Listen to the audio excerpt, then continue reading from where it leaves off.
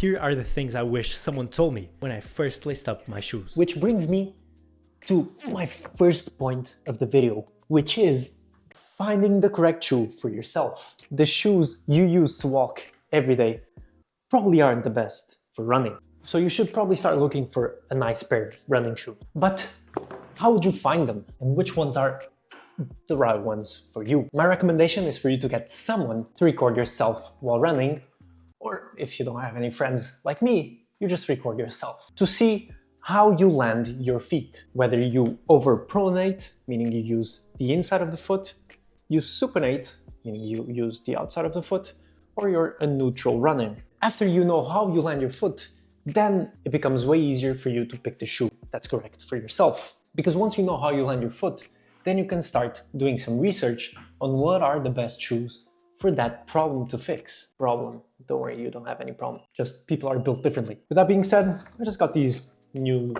ASICS Gel Cayano. Let's try these on and let's go out for a run. The second tip is for you to do runs at a slow pace, at an easy pace, meaning zone 2, as you probably heard so often in social media. See, when I started running, I used to think every run should be a new personal record.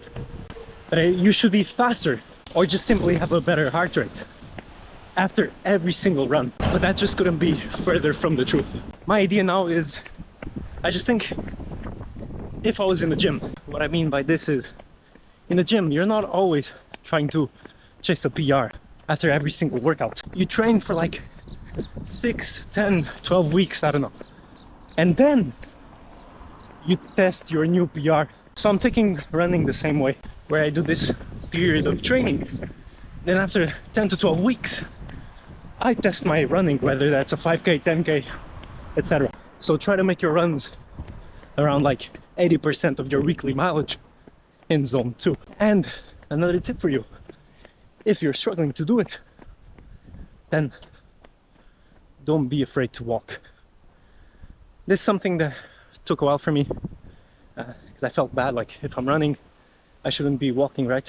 But sometimes you need to walk like 15 to 20 seconds just to lower the heart rate. As you can probably tell, mine is a bit higher right now than zone 2 because I'm trying to record this video. But once it calms down, you're fine to keep going. There's no problem. So walking during your runs can actually help you. Don't be afraid of that if you're just starting. Okay, let's get back home and continue the video. All right, let's pretend I just got back home. The next point is something extremely important. Let me see if I can get it for you. You need to plan properly. It's extremely important for you to have a good structure so that you can try to progress on a week-to-week basis. But be careful. Don't increase your mileage too much on a week-to-week basis. Usually around 5 to 10% per week. This was one mistake that I made. I increased way too fast the weekly mileage. And this gave me what we call shin splints, which is not a very fun pain to deal with. Which brings me to the next point. You will most likely feel a lot of pain throughout your running journey. And you have to understand whether that pain is your body telling you that you need to rest, or if it's just like a growing pain. This will come with experience, but just be careful.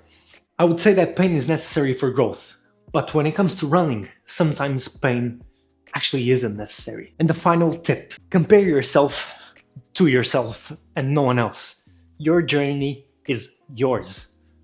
Don't compare yourself to me or to your friends, because everyone has different goals and everyone's life is different. Maybe I have more time to allocate to training compared to you, or actually the opposite. So you can't compare yourself to anyone else. It's your journey, not mine. And to finish off, did you guys notice anything interesting about these shoes? Yeah, rewind the footage.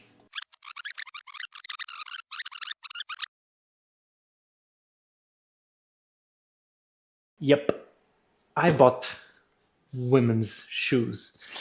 I messed up, so these are for women. To be honest with you, they do feel a bit tight, but since my budget or my money is even tighter, I'll have to keep them and use them for another rotation. So to finish off the video, don't make the same mistake that I did and buy the wrong shoes for the gender that you are. Hope you enjoyed this. Let me know what your main mistakes were, and I'll see you in the next one.